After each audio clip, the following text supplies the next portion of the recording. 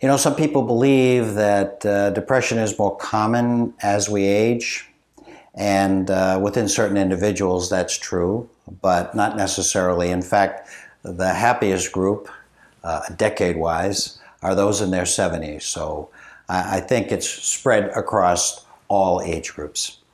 But that doesn't make it any easier to deal with. So what about depression? What's the deal? Well, first of all, I think it's important to distinguish pathological disease depression from what we call reactive depression. There are some diseases that because of chemicals in the brain and what's going on, people can be very depressed, psychologically depressed, even suicidal. And that is a medical condition. And that is something that is handled in a different arena than reactive depression. Reactive depression is a normal reaction to a loss, usually.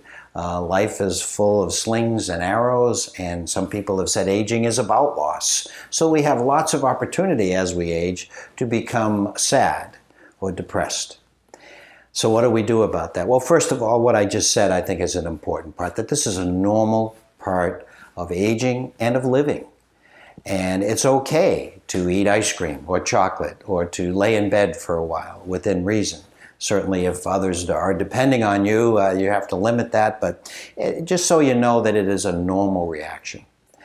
But in the end, we pick ourselves up and we begin with life, and that is when the healing begins, actually, when we become engaged with others and start to experience positive things of living and aging, and to the extent we have friends who care about us, that itself is uplifting, no matter what they do, just to be there for you.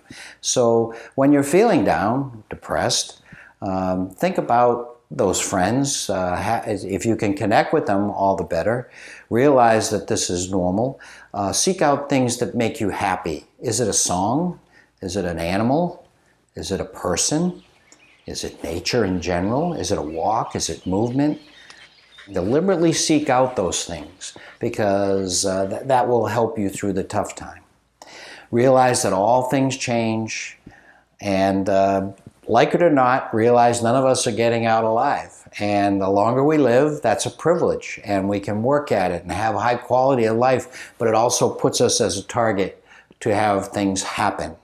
And it is our accommodation of those things, how we react to them, to these things, that determine indeed what our aging journey is going to be like. Is it going to be a slide and decline, or is it going to be bouncing back, getting back in the saddle? Depression is normal. You have the strength to deal with it, and particularly if you have a good social circle. So don't let it get you down.